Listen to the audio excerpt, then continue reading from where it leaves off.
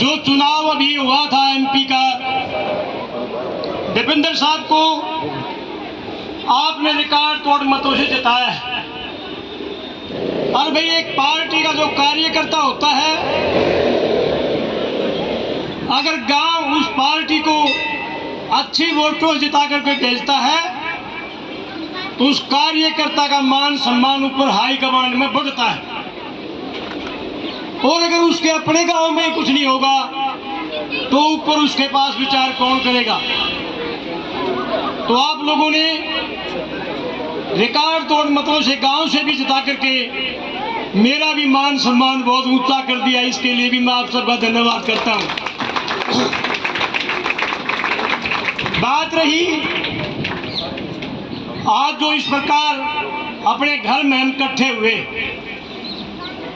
देखो भाई गांव राम होता है, कभी शहर को राम नहीं कहते। गांव राम होता है और गांव में भगवान बसता है। इसीलिए ये अपने घर में इकट्ठे करे हैं।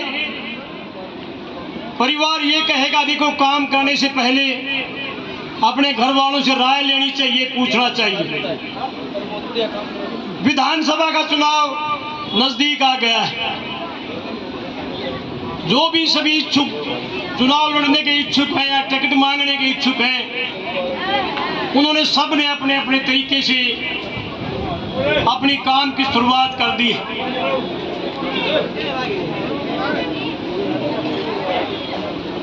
राम राम भाई, बबलू भाई रोहतक से आया है, बबलू का भी स्वागत है। ये जो गांव है, गांव में कोई पार्टी पॉलिटिक्स नहीं होती। कौन किस पार्टी का है, कौन किस पार्टी का नहीं है, वो एक अलग बात होती है। जब गांव की बात आती है तो गांव सारा इकट्ठा खड़ा हो जाता है। तो मैं विधानसभा की बात पर चर्चा कर रहा था। पार्टी ने जो क्राइटेरिया बनाया, अखबार में भी आप लोगों ने पढ़ा होगा, भाई टिकट मांगने का क्राइटेरिया होना चाहिए। तो उसमें एक तो ये था, पार्टी ने लिखा था भाई कैंडिडेट विनिंग होना चाहिए, जिताऊ कैंडिडेट होना चाहिए। तो आप लोग पूरे हल्के में 49 गांव हैं, किसी गांव में बात करिए, आपका मान सम्मान के साथ आपका नाम लिया जाएगा।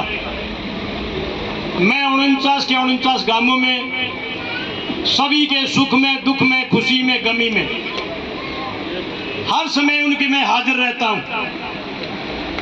तो विनिंग कैंडिडेट की जो कंडीशन है कि जिताऊ उम्मीदवार कौन है हल्के में, उस पर विचार किया जाएगा। दूसरा, पार्टी ने ये लिखा था भाई मतलब कैंडिडेट टिकाऊ होना चाहिए। देखो भाई, मैंने तो 27 साल हो गए चौधरी भूपेंद्र सिंह हुड्डा के साथ में। इससे बड़ा प्रमाण कोई नहीं हो सकता कि वे 27 साल में पार्टी ने मुझे कुछ दिया चाहे ना दिया, मैं कभी भी टस से मस नहीं हुआ। नहीं तो आदमी इतने साल तो कुछ ना मिले, कोई उस पार्टी में भागता है, कोई उस पार्टी में भागता है। तो ये तो आपके सामने एक रिकॉर्ड है कि मैं टिकाऊ हूं कि नहीं हूं। तो भाई मैंने कभी भी पार्टी में दूसरी में जाने की बात तो दूर, कभी मन में सोचा भी नहीं था कि चौधरी भूपेंद्र सिंह हुड्डा और हमारे लोकप्रिय सांसद मैं दीपेंद्र सिंह हुड्डा को छोड़ सकूं, ऐसा कभी मेरे मन में भी नहीं आया था। फिर कुछ बातें ऐसी हैं जो पार्टी ने फिर लिखा था कि कैंडिडेट वो होना चाहिए जो हल्के में लोगों के सुख में, दुख में, धार्मिक कामों में हिस्सा लेता हो, उसमें भी आप खरे उतरते हो। कोई भी धार्मिक काम हो, सामाजिक काम हो, चाहे गौशाला की बात हो, कहीं धर्मशाला में चंदा देने की बात हो, खेलों में चंदा देने की बात हो, मैं गरीब कन्याओं की इस धरती पर मैं कहता हूं पवित्र भूमि है ये दादा भैया की, कि बेरी हल्के में मैंने सैकड़ों गरीब कन्याओं की शादी की है। ये हल्का गवाह है, बता देंगे हर एक काम में कहाँ कहाँ हुई। और मैंने ये भी घोषणा कर रखी है बहुत साल पहले से, कोई भी गरीब कन्या उसकी माली हालत कमजोर हो तो मैं उसको 12वीं कक्षा तक पढ़ाता हूँ, किताबों का पढ़ाई का मैं खर्चा देता हूँ भाई। और कोई भी प्लेयर, मैं खाड़ों में भी जाता हूँ, दूसरे भी गेम होते हैं हमारे अपने यहाँ, हैंडबॉल की टीम भी बहुत अच्छी अच्छी बनी हुई है। तो जो हैंडबॉल वाले प्लेयरों ने मेरा है, जो पुराने साथी जो नौकरी पे भी लग गए, कि मैं उनकी कितनी मदद करता था। खेल का सारा सामान हल्के में कहीं भी कोई जरूरत हो मैं उनको सामान देता हूं। तो जो कंडीशन पार्टी ने रखी है, अगर ईमानदारी से सर्वे किया गया, सर्वे पहले भी हुआ, सर्वे और भी होगा अभी, अगर ईमानदारी से सर्वे किया गया तो मैं गारंटी के साथ कहता हूं कि आप पहले नंबर पाते हो। और भाई इतना लंबा समय हो गया है। एक बार पंडित जगदेव सिद्धांती को 1962 में मौका मिला था, वो MP बने थे। उसके बाद 62 साल और हो गए, हमारे गांव को मौका नहीं मिल पाया। रही बात मैं डॉक्टर साहब के बारे में बताऊं, डॉक्टर साहब हमारे आदरणीय नेता है, पार्टी के सीनियर लीडर हैं। 8 चुनाव लड़ लिए और 6 बार वो MLA बन लिए। देखो मैं कोई झूठ नहीं बोलूंगा, पवित्र धरती पे बोलता हूँ। डॉक्टर साहब ने कई प्लान पहले भी कहा था भी मेरा आखिरी चुनाव, 3 बार कह लिया। और बरहाना के गांव के बारे में डॉक्टर साहब कहते हैं कि बरहाना गांव ने मेरे को सर ऊपर उठा लिया था। मेरा जन्म दूपल धन में हुआ था, लेकिन मेरा राजनीतिक जन्म बरहाने गांव में हुआ था। यह आप लोगों के बीच में कहते हैं कि नहीं कहते हैं? तो बरहाना गांव ने लगातार 40 साल तक, हमारे प्रधान जी आगे 27 खाप के प्रधान, मैं पूरे गांव की तरफ से प्रधान जी का स्वागत करता हूं यहाँ पहुंचने पर। लगातार 40 साल से 6 बार बन लिए हैं, 2 बार चुनाव हारे भी हैं, लेकिन बरहाना गांव ने डॉक्टर साहब को 8 बार ठोक के मदद करी है और उनको वोट दी है। तन मन धन से बरहाना गांव ने डॉक्टर साहब की मदद की है। तो भी मैं ये कहना चाहूंगा, आप लोग भी डॉक्टर साहब से रिक्वेस्ट करो, अगर डॉक्टर साहब एक एहसान इस बरहाने गांव पर भी कर दे। जब इतने साल से बरहाने गांव ने आपकी मदद करी है तो एक मौका ये बरहाना गांव भी मांगता है भाई। हम ये नहीं कहते भाई बड़े सीनियर नेता है और उनका मैं कोई मुकाबला नहीं कर सकता, कोई घमंड की बात मैं कभी नहीं कर सकता। राजनीति में हो चाहे कोई पैसे की बात हो, मैं कहीं उनके पूंछ के बाल के बराबर भी नहीं हूं। तो उनसे तो भाई रिक्वेस्ट कर सके, काम रिक्वेस्ट करे, हल्का रिक्वेस्ट करे। और राहुल गांधी ने भी ये कहा है भाई जिसकी जितनी भागीदारी है उसकी उतनी हिस्सेदारी भी होनी चाहिए। आजकल तो जाति के आधार पर भी बात करता है। तो आपकी जो आपके परिवार की, ये प्रधान जी बैठे हैं, पहले भी टिकट मांगने हम गए थे, ये अपने मुंह से बताएंगे। बल्कि इन्होंने तो हरियाणा में 3 टिकट मांगी थी। अगर हमारा 3 जगह हक बनता है, बेरी में और महम में और पानीपत ग्रामीण में। हमारे अलावतों की इतनी जनसंख्या है, इतनी वोट है। तो मेरा तो एक और भी कहना इस पवित्र भूमि पे कि बदलता भी रहना चाहिए भाई। बदलाव में ही परिवर्तन है। डॉक्टर साहब इतने सीनियर लीडर हो रहे हैं कि अब तो उन्होंने पार्टी की निस्वार्थ सेवा करनी चाहिए। आदमी जब उम्र के आखिरी पड़ाव में होता है, देखो वेद शास्त्रों के अनुसार 4 अवस्थाएं लिखी हैं। 25 साल तक रहो ब्रह्मचारी, 25 साल तक गृहस्थी, 25 साल तक रहो वानप्रस्थी और 25 साल रहो सन्यासी। पार्टी की सेवा करनी चाहिए निस्वार्थ होकर। एक आधी बार डॉक्टर साहब ये भी कह देते हैं भाई मैं एक बार तो हुड्डा साहब ने मुख्यमंत्री बनाऊंगा, कहते हैं आप सबके सामने। हम भी मानते हैं, हम भी ये चाहते हैं, सारा हरियाणा प्रदेश चाहता है कि चौधरी भूपेंद्र सिंह हुड्डा मुख्यमंत्री बने।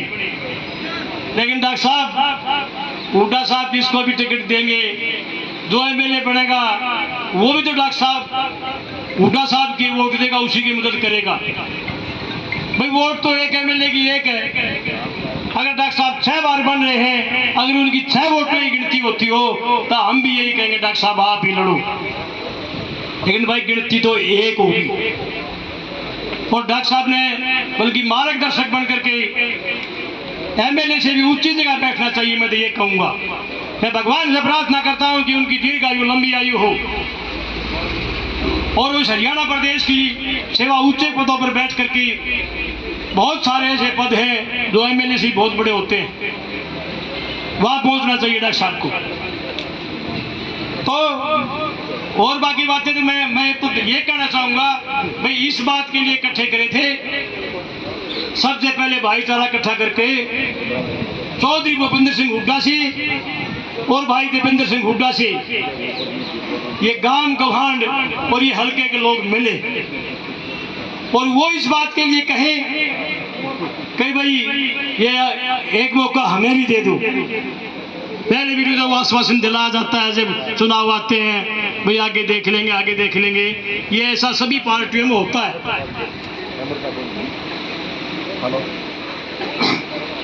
चलो भाई कपूर सिंह ये कह रहे हैं भाई डीगल से ये अब ये होता, मैं एक बार पेंशन ब्रिगेड को टिकट मिली थी 1987 में, जब कांग्रेस पार्टी की लहर नहीं थी, चौधरी देवलाल की लहर थी। उस टाइम तो कांग्रेस पार्टी की टिकट ने ओटनिया भी नहीं था जब वो आपके परिवार में दी थी। उसके बाद लगभग 37-38 साल हो गए। ये कहते हैं कि 12 साल में तो कुर्डी की बात उठ जाती है, लेकिन 37-38 साल हो गए हमारे इस परिवार में टिकट नहीं मिली।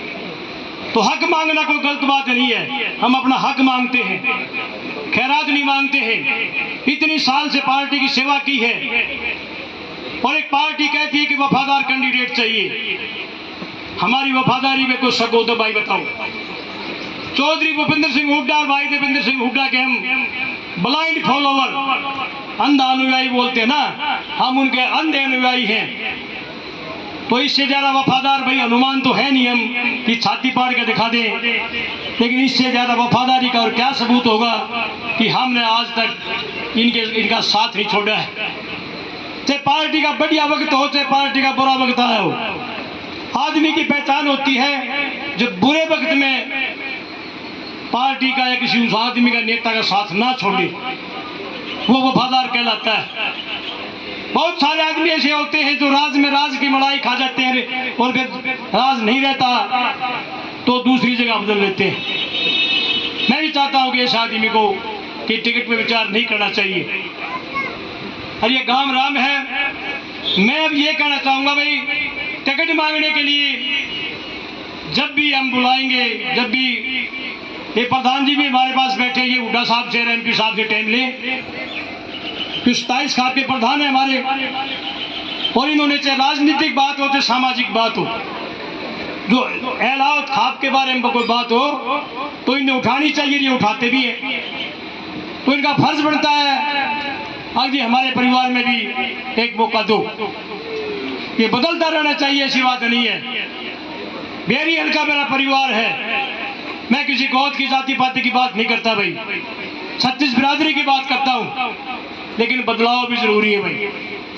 मैं तो ये भी कहता हूँ कभी उधर कभी इधर, ये 13 गांव नए आए हैं दलालों राठियों के, इसके बाद इनका भी नंबर पड़ना चाहिए, फिर नहीं उनका खाजाना का नंबर पड़ जाए, फिर अलावता का, फिर लाठी दलाला का, ये बदलता रहना चाहिए, हर एक आदमी को मौका मिले।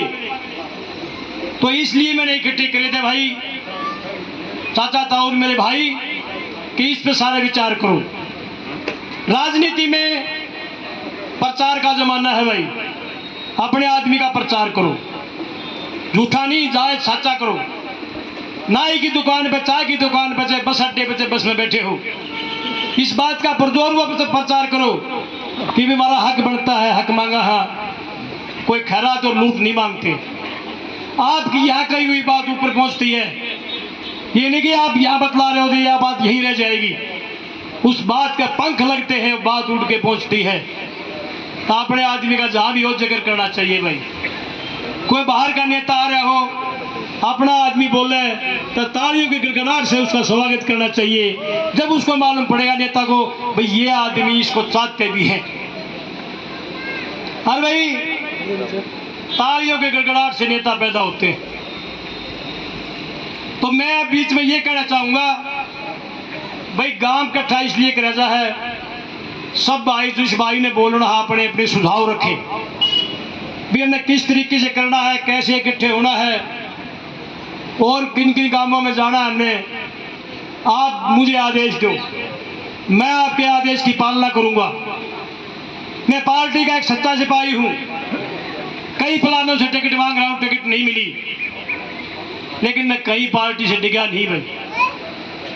आज भी मैं इस पवित्र धरती पे ये कहता हूं कि मैं हुड्डा साहब को और एमपी साहब को ये नहीं कहना चाहता अभी मैं और कहीं जाऊंगा या और कुछ करूंगा। मैंने सारा जीवन अपना इस पार्टी में बिता दिया है, मेरी उम्र भी 66 साल हो गई है, तो मैं इधर उधर भागने की ना कभी कोशिश करूंगा, ना कभी मैंने पीछे करी। हाँ, टिकट मांगता हूं, अपना हक मांगता हूं, और लोगों में इतनी बड़ी ताकत होती है। अगर ये जनता प्रजातंत्र में जनता की ताकत बहुत बड़ी ताकत होती है। ये जनता चाहे तो बड़े से बड़े भामाशाह को, तानाशाह को भी आसमान से उठाकर मिट्टी में मिला सकती है। ये ताकत आप लोगों में है, और आप लोग चाहें तो हमारे जैसे घरों के मामूली बच्चों को भी जमीन से उठाकर आसमान में बिठा सकते हैं। ये ताकत आप लोगों में है। तो आप लोगों के सामने जब आप हुड्डा साहब को और एमपी साहब को ये कहोगे तो मुझे पूरा यकीन और भरोसा है कि वो आपकी बात पर जरूर विचार करेंगे। तो मैं अब ये भी कहना चाहूँगा, एक दो बात मैं बाद में पीछे ही बताऊँगा, तो ये कहना चाहूँगा जिन भाइयों ने कोई सुझाव देना है, अच्छे अच्छे सुझाव हैं, बहुत अच्छे अच्छे आदमी हमारे पास बैठे हैं, कि वो अपने सुझाव दें। और फिर उसके बाद में लास्ट में और एक दो बात मैं बताना चाहूँगा, प्रधान जी भी बताएंगे। तो जो भाई भी बोलना चाहता है, सुझाव देना चाहता है, अपने सुझाव दे।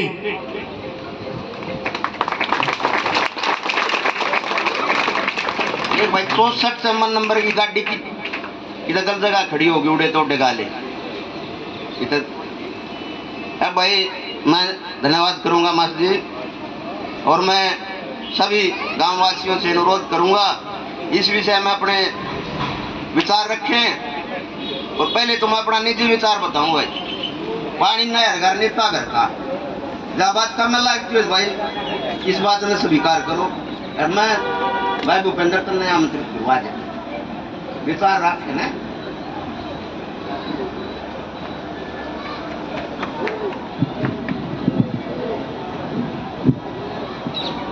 मैं छोटा हूँ उम्र में, इन्होंने पहले मुझे ही आमंत्रित कर लिया। मैं पूरे गांव का धन्यवाद करता हूँ, इनका धन्यवाद करता हूँ। मेरे से बुजुर्ग, मेरे से साने बहुत व्यक्ति यहाँ पे बैठे हैं।